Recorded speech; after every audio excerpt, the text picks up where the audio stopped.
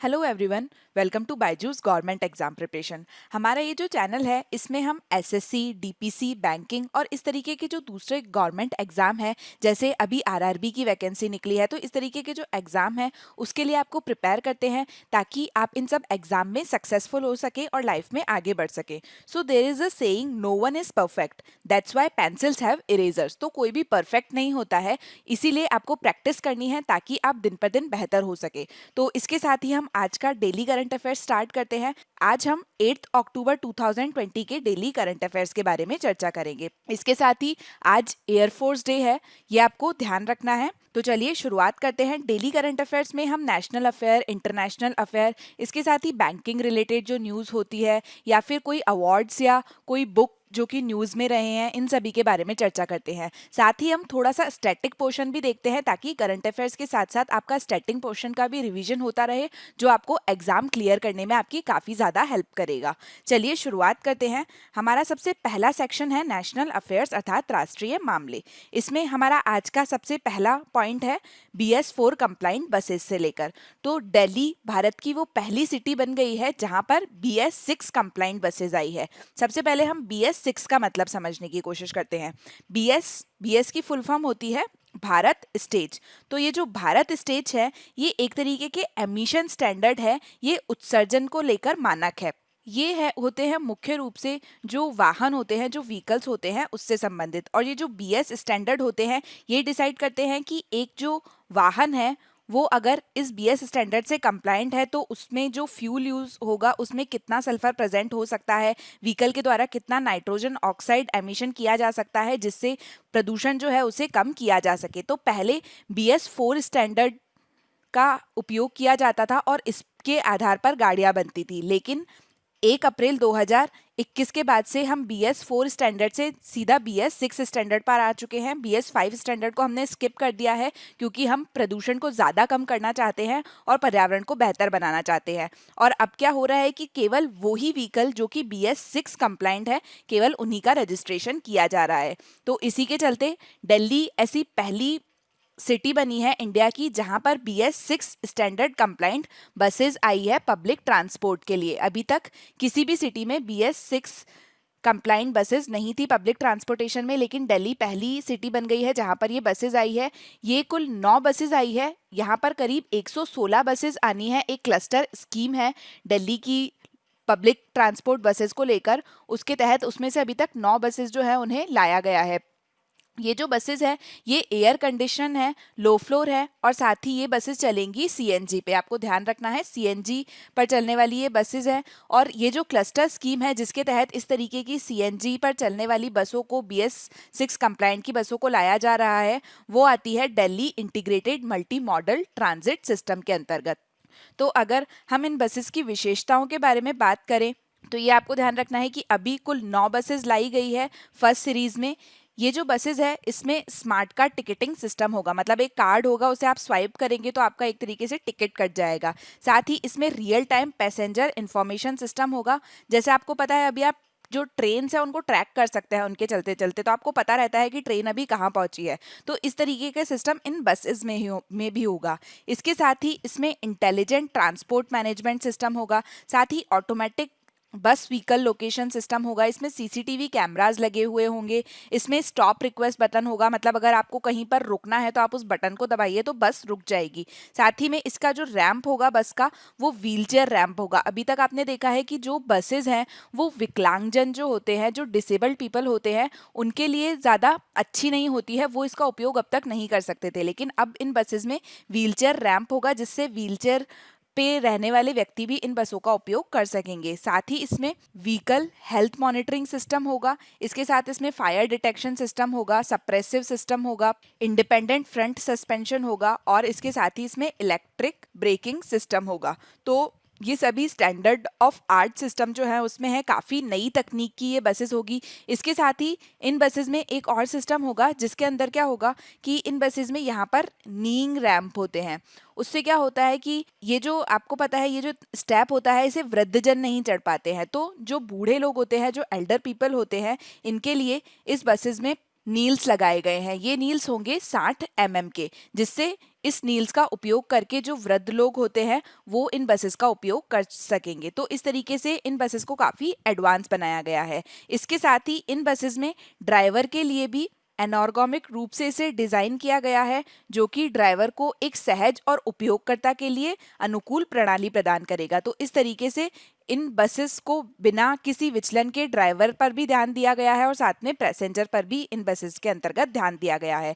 अब आपने देखा कि सबसे पहली ये जो बस है ये दिल्ली में आई है। एक चीज़ आपको और ध्यान रखनी है कि दिल्ली ही वो सिटी थी जहां पर सबसे पहले hydrogen enriched compressed natural gas buses लाई गई थी। तो ये जो BS6 स्टैंडर्ड वाली बसें हैं ये भी सबसे पहले दिल्ली में आई है। इसके अलावा hydrogen enriched compress natural gas buses जो थी वो भी सबसे पहले दिल्ली में ही आई थी। इसके बाद हम चलते हैं हमारी अगली न्यूज़ की तरफ। ये है online startup platform startup India showcase से संबंधित। तो ये स्टार्टअप इंडिया शोकेस नाम का एक ऑनलाइन प्लेटफॉर्म है जिसे लॉन्च किया है DPIIT ने। DPIIT की फुल फॉर्म है department for promotion of industry L internal trade ने। इनके द्वारा ये प्लेटफॉर्म रिलीज किया है। ये प्लेटफॉर्म रिलीज किया गया था, नेशनल स्टार्टअप अवार्ड दिए गए थे DPIIT के द्वारा।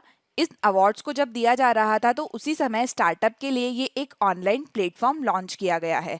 तो ये जो ऑनलाइन प्लेटफॉर्म है इस की जो ये वेबसाइट है इसका मुख्य उद्देश्य है कि भारत में जो सबसे अच्छे स्टार्टअप्स हैं उनको लेकर एक रेस्पिरेटरी बनाई जा सके, एक लिस्ट बनाई जा सके उनकी। और ये लिस्ट इस आधार पर बनाई जाएगी कि किस स्टार्टअप की कितनी कैपेबिलिटी है और किस स्टार्टअप के द्वारा कितना अच्छा परफॉर्मेंस दिया जा रहा है।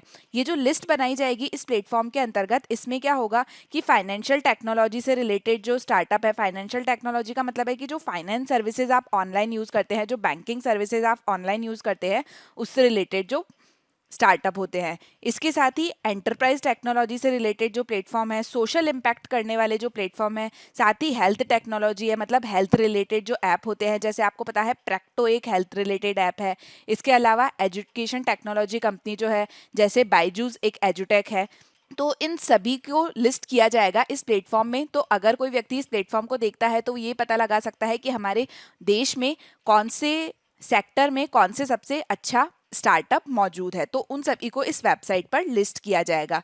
ये जो वेबसाइट पर ऐप लिस्ट किए जाएंगे इनको एक्सपर्ट जो हैं वो हैंडपिक करेंगे, उनके द्वारा इन्हें निर्धारित किया जाएगा। और ये जो स्टार्टअप होंगे इन्हें मल्टीपल स्क्रीनिंग और इवैल्यूएशन राउंड से गुजरना पड़ेगा, जिसके बाद में ये ऐप इस वेबसाइट पर लिस्ट होंगे। तो ये जो स्टार्टअप है ये जब इस वेबसाइट पर लिस्ट होंगे तो इन स्टार्टअप्स की लिस्ट का उपयोग गवर्नमेंट के द्वारा या फिर जो कॉर्पोरेट बायर है उनके द्वारा किया जा सकेगा। अगर गवर्नमेंट को या फिर कॉर्पोरेट बायर्स जो होते हैं उन्हें किसी गुड्स और सर्विसेज की किसी चीज़ की सप्लाई की ज़रूरत है, मान लीजिए किसी कॉर्पोरेट बायर को किसी फाइनेंस सर्विस की आवश्यकता है, तो इनके द्वारा क्या किया जा सकेगा कि इस वेबसाइट पर देखा जा सकेगा कि भारत के ऐसे कौन से स्टार्टअप हैं जो कि फाइनेंशियल सर्विस देने में अच्छे हैं, और उसके बाद में इनको जो भी गुड्स और सर्विसेज की ज़रूरत है वो इन स्टार्टअप से ले सकते हैं। तो इस तरीके से क्या होगा कि ये जो स्टार्टअप है इनके सोशल इम्पैक्ट का पता लगेगा, और साथ ही इस वेबसाइट पर इन स्टार्टअप के बारे में इनका एक अपना प्रोफाइल पेज होगा, इनकी डिटेल इन्फॉर्मेशन होगी,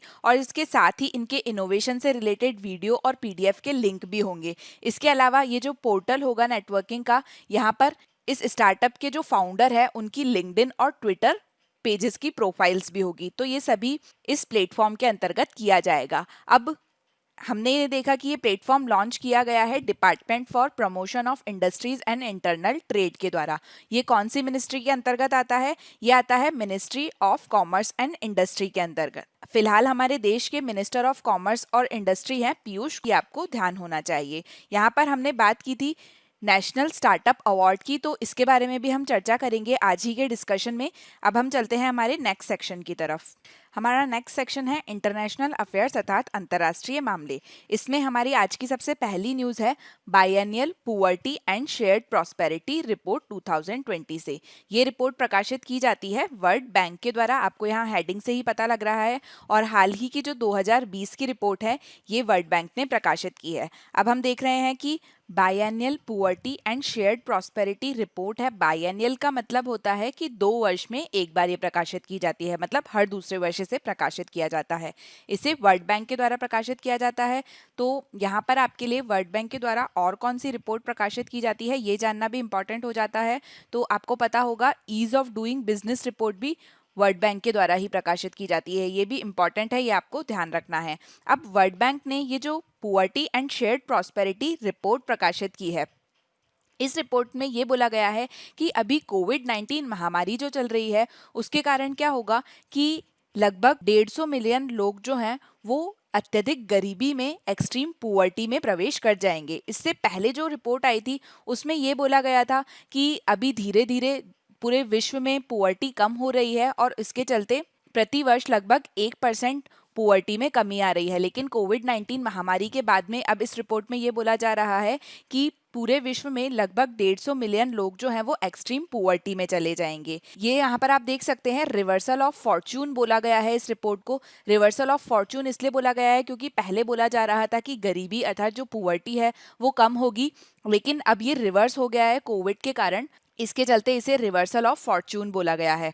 और ये जो रिवर्सल ऑफ फॉर्च्यून रिपोर्ट है, पुअर्टी एंड शेयर्ड प्रॉस्पेरिटी जो रिपोर्ट है, इसके अंतर्गत नए डाटा दिए गए हैं, उनका एनालिसिस किया गया है और साथ ही गरीबी बढ़ने के कारण बताए गए हैं और इसके आगे क्या कॉन्सिक्वेंसेस हो सकते हैं उनके बारे में चर्चा की गई है। और इसके साथ ही इसमें ये बताया है कि विभिन्न देशों के द्वारा क्या किया जा सकता है इस गरीबी पर नियंत्रण पाने के लिए। तो इसमें यह बताया गया है कि इस बढ़ती गरीबी को काउंटर करने के लिए जो विभिन्न देश हैं उनको एक अलग तरीके की इकोनॉमी के लिए प्रिपेयर होना पड़ेगा। अभी के समय में आप देख रहे हैं कि अर्थव्यवस्था जो है वो एकदम मंदी पड़ गई है और अर्थव्यवस्था मुख्य रूप से ऑनलाइन चीज़ों पर चल रही है। तो इस तरीके की जो अलग इकोनॉमी आ रही है, डिफरेंट इकोनॉमी आ रही है, उसके लिए सभी देशों को प्रिपेयर होना पड़ेगा और इसके लिए जिस लेबर की आवश्यकता है, जिस कैपिटल की और जिस स्किल की आवश्यकता है, जिस तरीके की इनोवेशंस की आवश्यकता है इस प्रकार के बिजनेस को आगे बढ़ाने के लिए, उनको इन देशों को बढ़ावा देना होगा। तो अगर यहाँ पर हम इस रिपोर्ट की फाइंडिंग्स देखें, इसमें देखा जाए कि क्या क्या बताया गया है इस रिपोर्ट में, तो इस रिपोर्ट में ये कहा गया है कि कोविड-19 महामारी के कारण लगभग 88 मिलियन से लेकर 115 मिलियन लोग जो हैं वो अत्यधिक गरीबी में चले जाएंगे। और ये बोला जा रहा है कि अगर इतने लोग गरीबी में जाएंगे तो लगभग 150 मिलियन लोग गरीब होंगे 2001 तक पूरे विश्व में।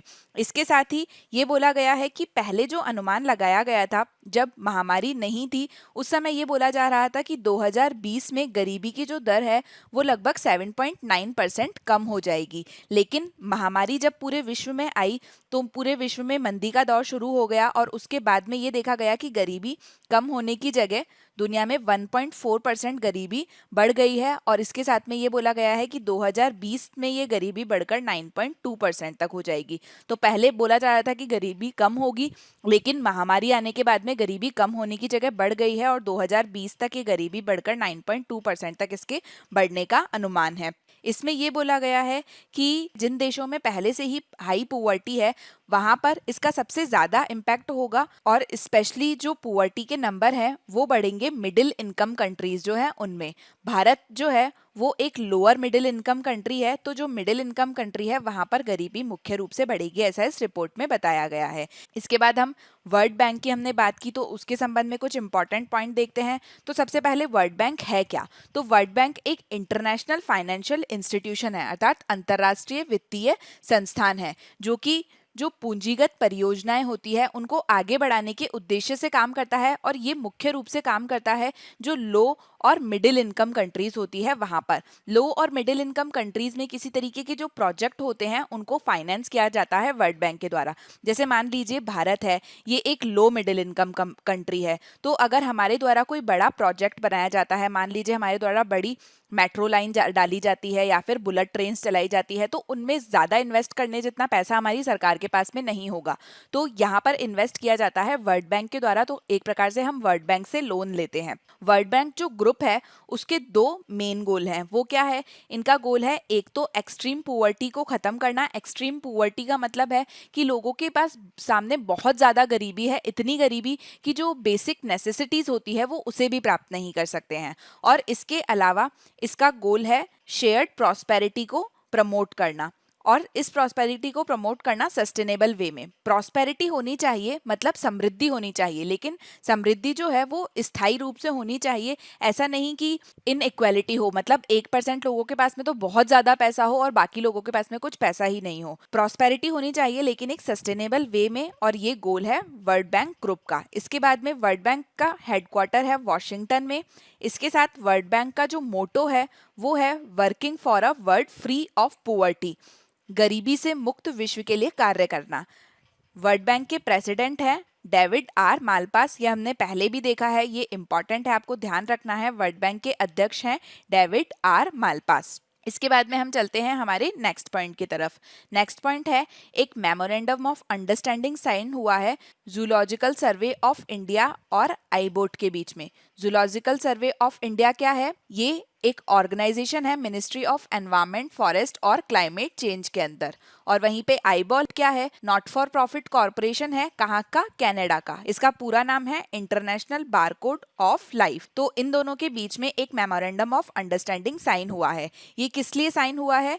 ताकि ये साथ में आ सके for further effort in DNA barcoding. DNA barcoding में काम करने के लिए ये दोनों साथ में आ सके, इसलिए इन दोनों के बीच में ये मेमोरेंडम ऑफ अंडरस्टैंडिंग अर्थात समझौता ज्ञापन साइन हुआ है। अब अगर हम यहाँ पर देखें कि डीएनए बारकोडिंग क्या होता है, तो डीएनए बारकोडिंग जो है वो एक तरीके का मेथड है जिसके अंतर्गत रैपिडली और एक्यूरेटली अर्थात तेजी से और सही तरीके से स्पीशीज को आइडेंटिफाई करने के लिए, जो विभिन्न प्रजाति होती है उनको आइडेंटिफाई करने के लिए ये मेथड यूज़ किया जाता है। इस मेथड के अंतर्गत क्या किया जाता है कि एक छोटा सा समूह बनाया जाता है स्टैंडर्डाइज जीन का, जो विभिन्न क्षेत्रों से लिए जाते हैं और उन्हें एक इंडिविजुअल से कंपेयर करके और इनका एक डेटाबेस बनाया जाता है। इस डेटाबेस का उपयोग करके विभिन्न स्पीशीज जो है उनका रैपिडली और एक्यूरेटली उनको आइडेंटिफाई कर सकते हैं। मतलब जैसे अगर किसी नई स्पीशीज की, किसी नई प्रजाति की खोज होती है तो उसका डीएनए लेकर, और अभी जो डीएनए का डेटाबेस बनाए जाने का कार्य चल रहा है जिसके अंदर क्या होगा कि विभिन्न अलग अलग स्पीशीज का डेटाबेस इकट्ठा किया जाएगा, तो अगर उन दोनों को कंपेयर किया जाएगा तो पता लगेगा कि ये जो नया डीएनए है ये किस स्पीशीज के पास में है, और उसके बाद में जो नई स्पीशीज मिल रही है, नई प्रजाति मिल रही है, उसके बारे में आइडेंटिफाई किया जा सकेगा। तो इसके अंतर्गत डीएनए बारकोडिंग के लिए मेमोरेंडम ऑफ अंडरस्टैंडिंग साइन हुआ है। तो ये जो आईबॉल है ये एक रिसर्च अलायंस है जो विभिन्न देशों को इन्वॉल्व करता है। ये उन देशों को इन्वॉल्व करता है जो कमिटेड हैं ह्यूमन और फाइनेंशियल रिसोर्स देने के लिए, ताकि विश्व भर में इस तरीके का जो डेटाबेस है उसका एक्सपेंशन किया जा सके।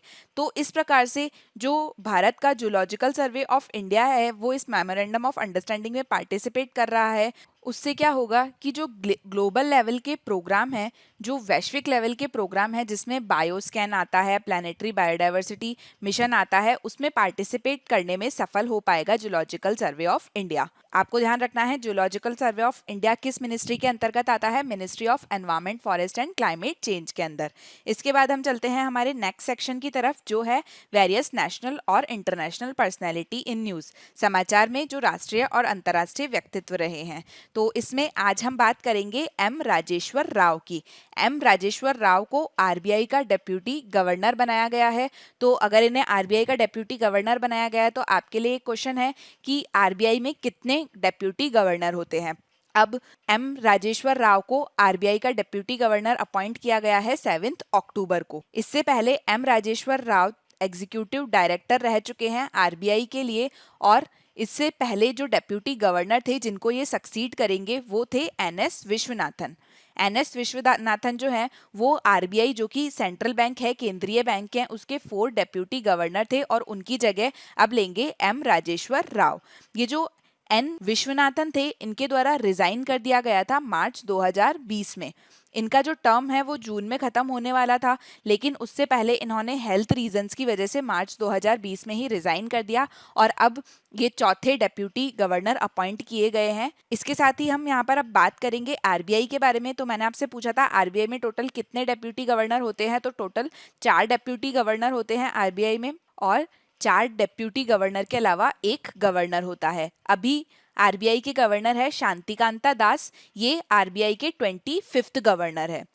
आरबीआई का हेडक्वार्टर है मुंबई में। आरबीआई की स्थापना कब हुई थी? तो इसे स्थापित किया गया था 1935 में कलकत्ता के अंतर्गत 1 अप्रैल को। तो अभी हमने देखा कि चौथे डेप्यूटी गवर्नर अपॉइंट हुए हैं, तो इनके अलावा 3 और कौन से डेप्यूटी गवर्नर है? तो वो है एमडी पात्रा, बीपी कुनुंगो और एम के जैन। ये 5 नाम हैं जो आपको यहाँ पर याद रखने हैं। इन 5 में से 4 तो डेप्यूटी गवर्नर है और 1 है भारत के गवर्नर। आरबीआई के संबंध में ये 5 नाम बहुत इंपॉर्टेंट है, ये आपको याद रखने हैं। अब हम चलते हैं हमारे नेक्स्ट टॉपिक की तरफ। तो हमारा नेक्स्ट सेक्शन है banking and finance related news.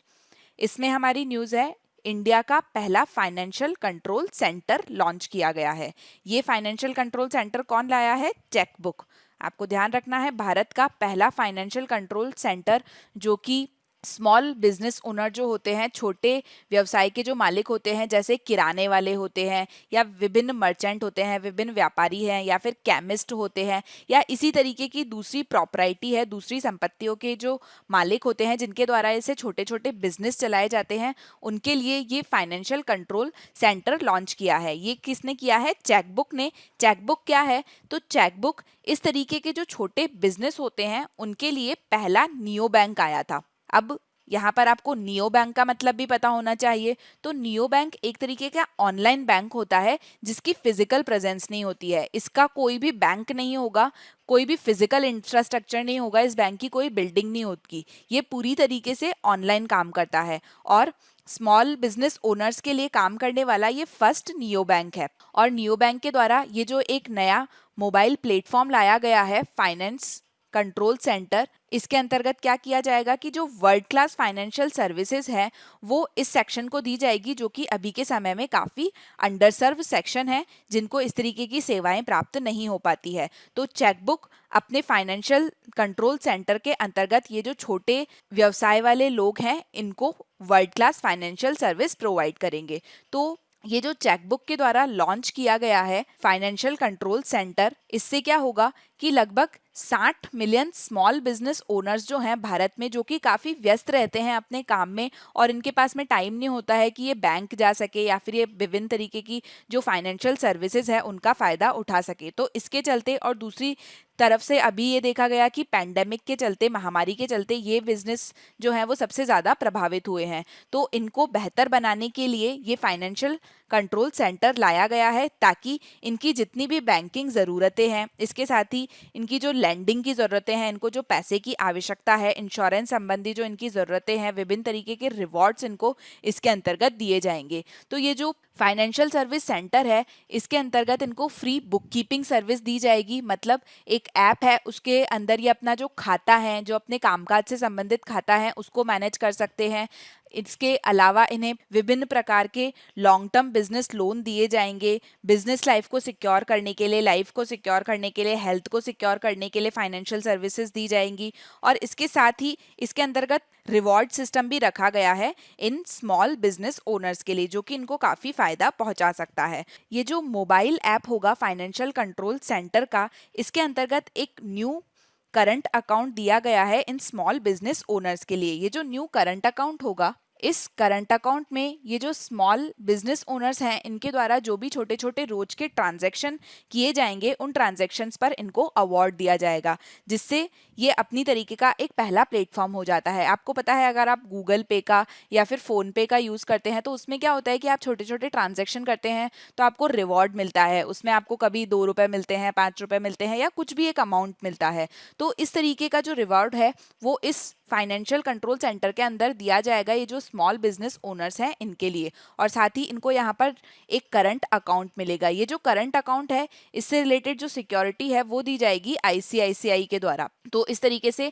यहाँ पर आपको सिक्योरिटी भी प्राप्त होगी। ऐसा नहीं है कि अगर ये बिल्कुल ऑनलाइन है तो कोई इस पर भरोसा नहीं करे। इसकी जो सिक्योरिटी है करंट अकाउंट की वो आईसीआईसीआई प्लेटफॉर्म के अंदर ये दिया जा रहा है और ये काफ़ी रिलायबल हो सकता है। इसके बाद में हमारा नेक्स्ट सेक्शन है बुक्स और अवार्ड्स, पुरस्कार और पुस्तकें। तो इसके अंतर्गत हम बात करेंगे नेशनल स्टार्टअप अवार्ड की। यहाँ पर आप देख सकते हैं नेशनल स्टार्टअप अवार्ड। हमने पहले भी बात करी थी आज के सेक्शन में कि हम नेशनल स्टार्टअप अवार्ड के बारे में चर्चा करेंगे। तो नेशनल स्टार्टअप अवार्ड जो है वो गवर्नमेंट ऑफ इंडिया के द्वारा अनाउंस किए गए हैं। ये अनाउंस इसलिए किए गए हैं ताकि जो हमारे देश के आउटस्टैंडिंग स्टार्टअप है और उनके द्वारा एक जो इकोसिस्टम बनाया गया है उनकी हाई पोटेंशियल के चलते और उनके द्वारा जो एम्प्लॉयमेंट जनरेशन किया गया है या उनके द्वारा जो हेल्थ क्रिएशन किया गया है उसके चलते उन्हें रिवॉर्ड दिया जा सके, उन्हें रिकॉग्नाइज किया जा सके और उन्हें अवार्ड देने के लिए ये नेशनल स्टार्टअप अवार्ड लेकर आया है। अभी जो national startup award government of India लाई है ये नेशनल स्टार्टअप अवार्ड का पहला एडिशन है, पहली बार ये अवार्ड दिए जा रहे हैं। ये दिए गए हैं department for promotion of industry and internal trade के द्वारा। ये जो अवार्ड दिए जाएंगे ये विभिन्न अलग अलग कैटेगरी हैं उसमें दिए जाएंगे और जो पहला अवार्ड प्राप्त करने वाला स्टार्टअप होगा उसको 5 लाख रुपए का प्राइज दिया जाएगा। स्टार्टअप के अलावा इसमें कुछ इंक्यूबेटर्स को और एक्सेलेटर्स को भी अवार्ड दिया है। तो जो टॉप इंक्यूबेटर और एक्सेलेटर होगा उनको 15 लाख रुपए का इनाम दिया जाएगा। तो इस तरीके के जो अगर नेशनल स्टार्टअप अवार्ड दिए जाते हैं तो इससे क्या होगा कि जिन स्टार्टअप को ये अवार्ड मिलता है उनका बिजनेस बढ़ेगा। आपको पता है, अगर आपको पता चलेगा कि ये जो स्टार्टअप है इसे नेशनल स्टार्टअप अवार्ड दिया गया है तो आप देखेंगे कि हमारे देश की गवर्नमेंट एक तरीके से उस स्टार्टअप को रिकॉग्निशन दे रही है। तो इससे क्या होगा कि उसका बिजनेस बढ़ेगा, आप वहाँ पर ज़्यादा जाएंगे किसी चीज़ का यूज़ करने के लिए, उनके गुड्स और सर्विसेज का यूज़ करने के लिए। इसके अलावा उनको फाइनेंस मिल सकेगा, मतलब अगर उनको इस तरीके का अवार्ड मिल रहा है तो जो इन्वेस्टर है वो उनमें इन्वेस्ट करने के इच्छुक होंगे। इसके साथ ही ये पार्टनरशिप कर सकेंगे दूसरे किसी स्टार्टअप से या दूसरी किसी कंपनी से। इसके साथ ही ये एक तरीके का रोल मॉडल प्रेजेंट करेंगे। ये जो नेशनल स्टार्टअप अवार्ड है ये विभिन्न अलग अलग सेक्टर्स में दिए जा रहे हैं। तो अगर एजुकेशन सेक्टर में किसी एक स्टार्टअप को अवार्ड मिलता है तो दूसरे स्टार्टअप भी कोशिश करेंगे कि वो उनकी तरह कार्य कर सके, तो वो स्टार्टअप रोल मॉडल होगा। साथ ही ये दूसरों को इंस्पायर करेंगे इस कार्य करने के लिए, इस पर्पस के लिए। तो यहाँ पर हम नेशनल स्टार्टअप अवार्ड की बात करें तो ये 12 सेक्टर्स में दिया जा रहा है और इस 12 सेक्टर के अंदर टोटल 35 कैटेगरीज होगी। ये 12 सेक्टर कौन कौन से हैं? एग्रीकल्चर अर्थात कृषि, एजुकेशन अर्थात शिक्षा, एंटरप्राइज टेक्नोलॉजी अर्थात उद्यम प्रौद्योगिकी, एनर्जी अर्थात ऊर्जा, फाइनेंस अर्थात वित्त, फूड मतलब खाद्य, हेल्थ स्वास्थ्य, इंडस्ट्री 4.0 मतलब उद्योग 4.0, स्पेस अंतरिक्ष, सिक्योरिटी सुरक्षा, टूरिज्म अर्थात पर्यटन और अर्बन सर्विसेज अर्थात शहरी सेवाएं। तो ये 12 कैटेगरीज है, ये आपको ध्यान रखनी है। इसके अंदर ये स्टार्टअप अवार्ड दिए गए हैं। अब किस किस स्टार्टअप को कहाँ कहाँ अवार्ड दिए गए हैं इसके बारे में आपको डिटेल में जानकारी प्राप्त करने की जरूरत नहीं है क्योंकि काफ़ी ज़्यादा है तो इतने ज़्यादा आप याद नहीं रख पाएंगे। फिर भी अगर आपको देखना है तो आप सर्च कर सकते हैं आप जिस स्टेट में रह रहे हैं वहाँ पे किस स्टार्टअप को अवार्ड मिला है।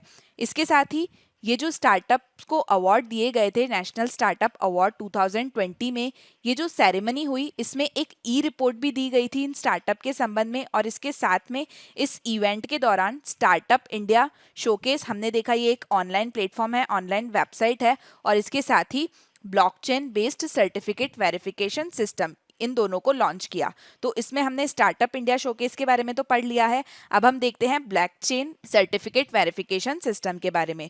तो ये एक प्रकार का वेरिफिकेशन सिस्टम है। इसके अंतर्गत स्टार्टअप को एक इंस्टेंट वेरिफिकेशन और सर्टिफिकेट का एक्सेस दिया जाएगा जो कि रिकॉग्नाइज्ड होगा DPIIT के अंतर्गत। तो इस प्लेटफॉर्म के अंदर स्टार्टअप्स को रिकॉग्निशन दिया जाएगा।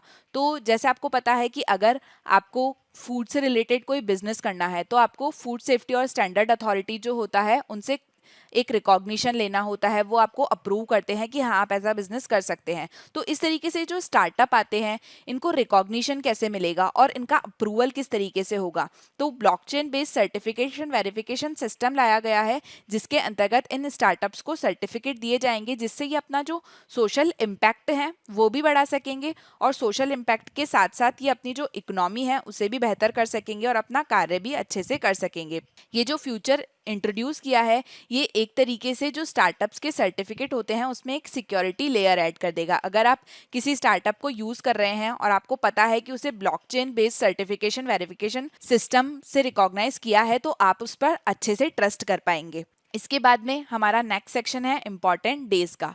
तो इम्पॉर्टेंट डेज में आज हम चर्चा करेंगे वर्ल्ड कॉटन डे की। वर्ल्ड कॉटन डे था 7 अक्टूबर को, मतलब कल। तो ग्लोबली वैश्विक रूप से वर्ल्ड कॉटन डे मनाया जाता है, विश्व कपास दिवस मनाया जाता है 7 अक्टूबर को। डेट याद रखनी है यहाँ पर। और ये वर्ल्ड कॉटन डे का लोगो है। अब वर्ल्ड कॉटन डे किसके द्वारा मनाया जाता है, किसने इसे इनॉग्रेट किया था, तो इसे इनॉग्रेट किया गया था वर्ष 2019 में। तो 2020 में ये दूसरा एडिशन है वर्ल्ड कॉटन डे का। किसके द्वारा?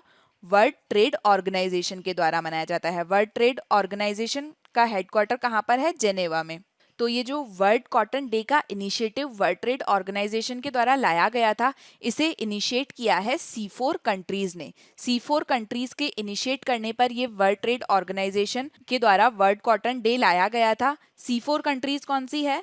बेनिन, बर्किना फासो, चाड और माली। ये 4 नाम आपको याद रखने हैं। कॉटन के क्षेत्र में ये इंपॉर्टेंट है और ये रिफ्लेक्ट करते हैं कॉटन की इम्पोर्टेंस को एज अ ग्लोबल कम्युनिटी। तो ये जो अंतर्राष्ट्रीय दिवस मनाया गया है, इसका उद्देश्य है कि कपास के जो फायदे हैं वो बताए जा सके, क्योंकि कपास जो है, कॉटन जो है, वो एक नेचुरल फाइबर है। इसके अलावा जैसे टेरिस्टर है या इस तरीके के जो दूसरे फैब्रिक्स यूज किए जाते हैं, वो नेचुरल फाइबर नहीं होते हैं, वो सिंथेटिक फाइबर होते हैं। लेकिन कपास एक नेचुरल फाइबर है, तो इसके गुण का पता लगाया जा सके, इसके गुणों के बारे में जानकारी दी जा सके, साथ ही कपास के उत्पादन अर्थात प्रोडक्शन, ट्रांसफॉर्मेशन अर्थात परिवर्तन, ट्रेड अर्थात व्यापार और उपभोग अर्थात कंजम्पशन, इन सभी से जो लाभ होते हैं उनके बारे में जानकारी दी जा सके, इसके लिए वर्ल्ड कॉटन डे मनाया जाता है। अब वर्ल्ड कॉटन डे 7 अक्टूबर को था, कल था, तो ये हमारे देश में भी मनाया गया। और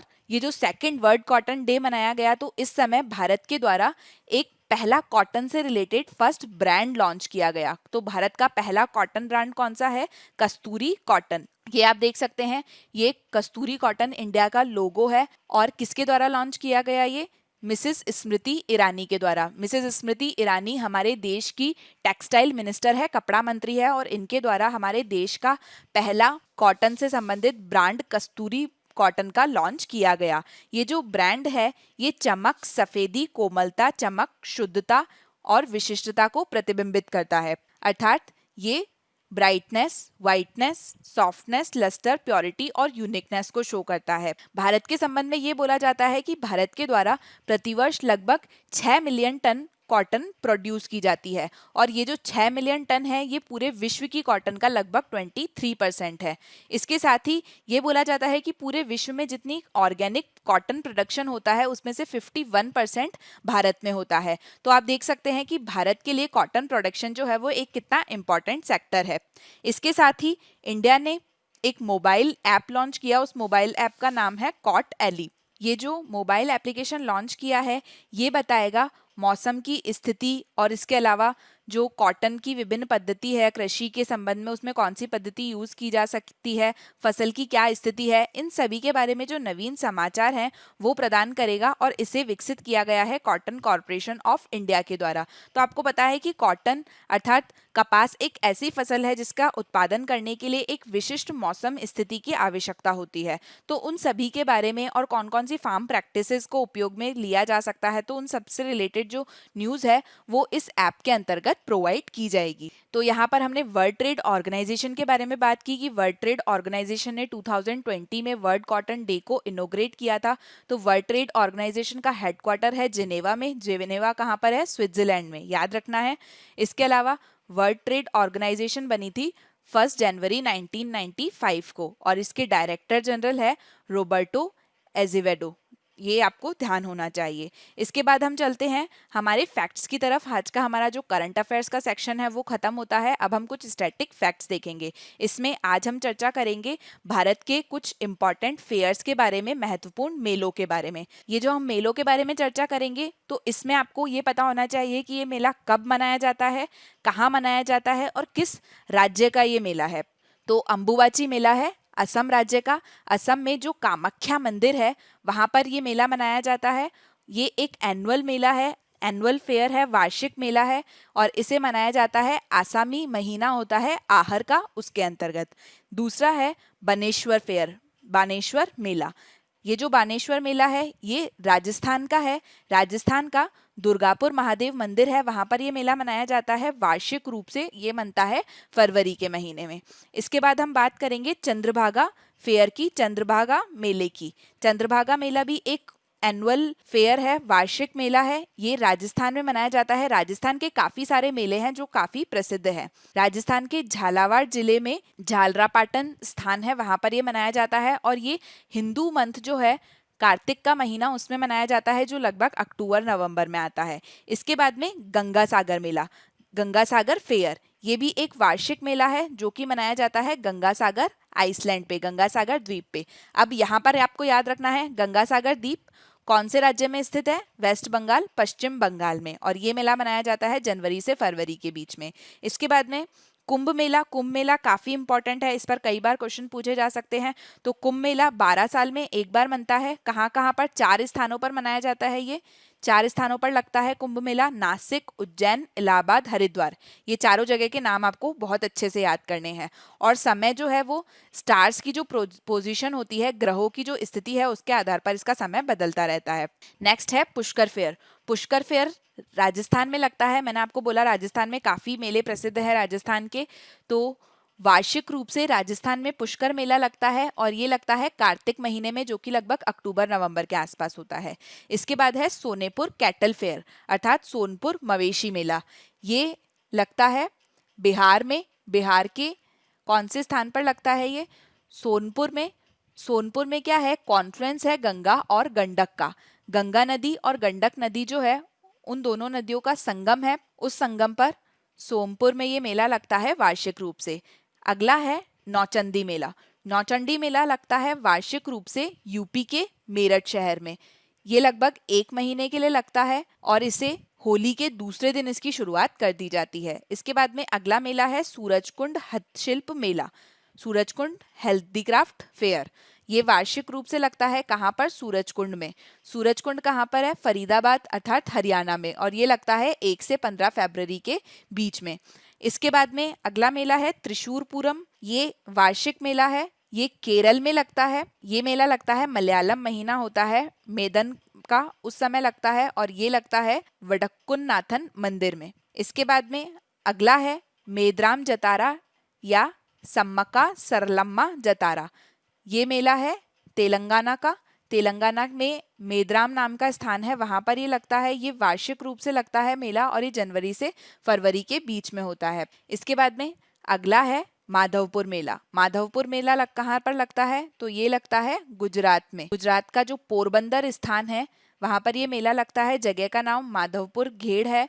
वार्षिक रूप से ये मेला लगता है लगभग मार्च से अप्रैल के बीच में और ये रामनवमी के जो 5 दिन हैं उनके लिए लगता है। तो इस तरीके से हमने सारे इंपॉर्टेंट फेयर्स देखे, इनसे आपसे क्वेश्चंस पूछे जा सकते हैं। तो सबसे पहले हम रिवीजन करते हैं कि आज हमने क्या क्या टॉपिक्स डिस्कस किए हैं। सबसे पहले हमने BS6 कंप्लाइंट बसेस के बारे में चर्चा करी थी और यहाँ पर हमने देखा था BS6 नॉर्म्स जो हैं वो क्या है। इसके बाद हमने स्टार्टअप इंडिया शोकेस के बारे में देखा, जिससे रिलेटेड जो नेशनल स्टार्टअप अवार्ड है उसके बारे में हमने बाद के सेशन में चर्चा करी थी। इसके बाद में हमने वर्ल्ड बैंक के द्वारा जो पुअर्टी और शेयर्ड प्रॉस्पेरिटी रिपोर्ट लाई गई उसके बारे में चर्चा करी, जिसमें हमने ये देखा था कि अब पुअर्टी बढ़ रही है कम होने की जगह।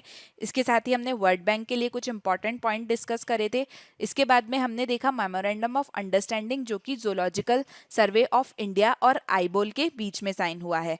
इसके साथ ही हमने यहाँ पर M राजेश्वर राव के बारे में चर्चा करी और ये देखा कि RBI में कितने डेप्यूटी गवर्नर हैं और उनके नाम क्या क्या हैं। इसके बाद में बैंकिंग के सेक्शन में हमने भारत का जो पहला, इंडिया का जो फर्स्ट फाइनेंशियल कंट्रोल सेंटर, एक मोबाइल एप्लीकेशन लाई गई है, उसके बारे में चर्चा करी। अवार्ड्स में हमने नेशनल स्टार्टअप अवार्ड के बारे में चर्चा करी और इसके साथ ही यहाँ पर हमने blockchain based certificate verification system के बारे में चर्चा करी। इंपॉर्टेंट डेज में हमने वर्ल्ड कॉटन डे के बारे में चर्चा करी और स्टैटिक पोर्शन में हमने कुछ इंपॉर्टेंट फेयर्स जो हैं, महत्वपूर्ण मेले जो हैं, उनके बारे में चर्चा करी। तो चलिए इसके बाद में हम हमारा आज का क्विज का सेक्शन स्टार्ट करते हैं। कल के क्विज का सही जवाब देने वाले लोग हैं मिली, ज्ञानरंजन साहू और सुदीक्षा सैलान। कॉन्ग्रेचुलेशंस, आपने एकदम सही जवाब दिया है और आज का जो सेक्शन है क्विज का, उसे भी आपको ध्यान से देखना है। आपको सभी को कोशिश करनी है कि आप इनका एकदम सही से आंसर दे सके। अगर आप इस पूरे सेक्शन में एक्टिव थे और आप एकदम कंसंट्रेटेड थे तो आप इन सभी क्वेश्चन का आंसर दे सकते हैं। तो इस तरीके से आप रोज थोड़ा थोड़ा पढ़कर उसे रिवाइज भी कर सकते हैं। सबसे पहला क्वेश्चन है हमारा, BS6 standards are related to, BS6 मानक किससे संबंधित है? उत्सर्जन से, अर्थात एमिशन स्टैंडर्ड्स हैं, बैंकिंग रेगुलेशन है, टेलीकॉम रेगुलेशन है, या एजुकेशन स्टैंडर्ड्स हैं। सेकंड है, department for promotion of industry and internal trade come under which ministry? वित्त मंत्रालय, रक्षा मंत्रालय, वाणिज्य और उद्योग मंत्रालय, या फिर गृह मंत्रालय। नेक्स्ट है, द्विवर्षीय गरीबी और साझा समृद्धि रिपोर्ट अर्थात poverty and shared prosperity report, जो कि एक बायएनुअल रिपोर्ट है, उसे कौन पब्लिश करता है? Asian Development Bank, World Bank, IMF अर्थात अंतर्राष्ट्रीय मुद्रा कोष, या फिर यूनाइटेड नेशंस। नेक्स्ट क्वेश्चन है, how many deputy governors are there in RBI? RBI में कितने उप गवर्नर है? 5, 4, 3 या 6? नेक्स्ट क्वेश्चन है, who is the president of World Bank? World Bank के अध्यक्ष कौन है? डेविड आल Malpass, Andre Azoulay, Christina Lagarde, या फिर none of the above? Next question है, who has launched India's first financial service centre for small business owners like kirana, merchant, chemist and other running proprietorship? इसके बाद में हमारा next question है, विश्व कपास दिवस अर्थात वर्ल्ड कॉटन डे कब मनाया जाता है? नेक्स्ट क्वेश्चन है, स्टार्टअप इंडिया शोकेस और blockchain based certificate verification system is launched by? वित्त मंत्रालय अर्थात ministry of finance, DPIIT, ministry of textile अर्थात कपड़ा मंत्रालय, या फिर department for business innovation and skills? अगला क्वेश्चन है, in which state Pushkar fair is held? Pushkar मेला किस राज्य में लगता है? नेक्स्ट क्वेश्चन है, in which state Ambubachi fair is held? Ambubachi मेला किस राज्य में लगता है? ये अंबुबाची मेला और पुष्कर मेला जो है ये काफी इंपॉर्टेंट है, इनके बारे में थोड़ा सा आपको पता होना चाहिए। तो यहाँ पर हमारा जो आज का करंट अफेयर्स का डिस्कशन है ये खत्म होता है। I hope you like this session. Please like, share and subscribe to our channel. Stay happy, stay safe.